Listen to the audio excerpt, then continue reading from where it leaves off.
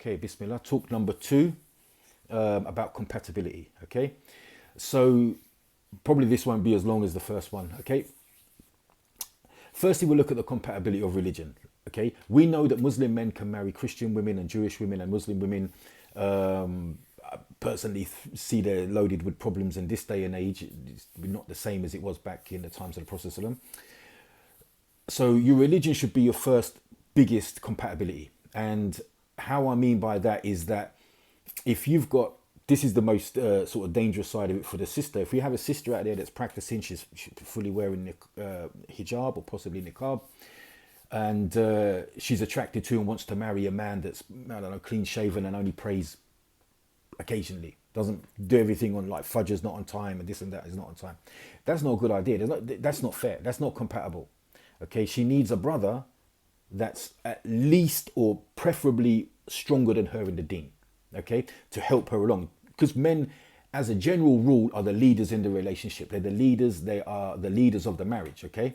So they have to lead in all areas, and religion is one of them, okay? So now if you had a man that was reasonably strong in his deen and he wanted to marry a woman, a sister that was less strong, that would work. That has a higher potential of working because he can help her along. Most likely she's not going to drag, it's possible that she could drag him down, but she's most likely not going to drag him down. The hopeful thing would be that he helps her up, he pulls her upwards, okay? But it's going to be a lot harder for a sister to do that the other way around to a brother. So religion has got to be a massive part of your compatibility. Now we've said that, let's talk about the personality compatibility. You can't have two, they say, there's an old saying, isn't it, that, you know, opposites attract. Yeah, maybe, but they don't stay together. They may attract, but they don't, there's no longevity. They don't stay together just because they're opposites. Most likely they'll get on each other's nerves after a little while, and they do move on. They separate because you can't be with somebody that's opposite to you. You know what I mean? It's really hard. You know, giving examples of that, you're with someone that's high energy and always out and about doing stuff, and their partner just doesn't want to leave the couch, doesn't want to get off the sofa. Then they're not going to stay together. So you have to understand that your energy, the energy that you two has to match. Your personalities have to have a compatibility. Okay, that's the second one. The third one now comes with cultural.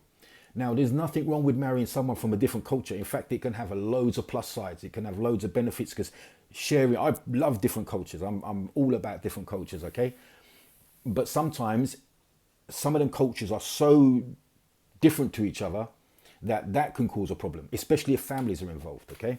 So that has to be watched out for, okay? Another one is age, okay? Now, it's totally permissible for an older Muslim man to marry a younger Muslim woman, and vice versa, you know, but mainly it's the older men marrying women that are younger than them. That's okay. That can work. But at some point, the compatibility will get wider and wider because he will age faster than her. So I don't know, maybe 10 years difference is okay, something like this. I'm not saying this is an absolute, like I said, I'm not a professor of anything, but I'm saying you have to be mindful that if you're 40 and you marry a 30-year-old, you're probably okay.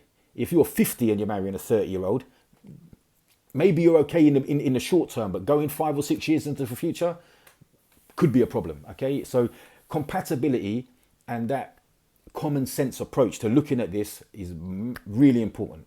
Okay, so from the religious, from the personality, from the culture, from the age, from your life habits, your views on life, and you know, it's like you have a high energy person and you have a lazy person. These opposites maybe attract, but they don't stay together. So make sure that you look for someone who is compatible to you.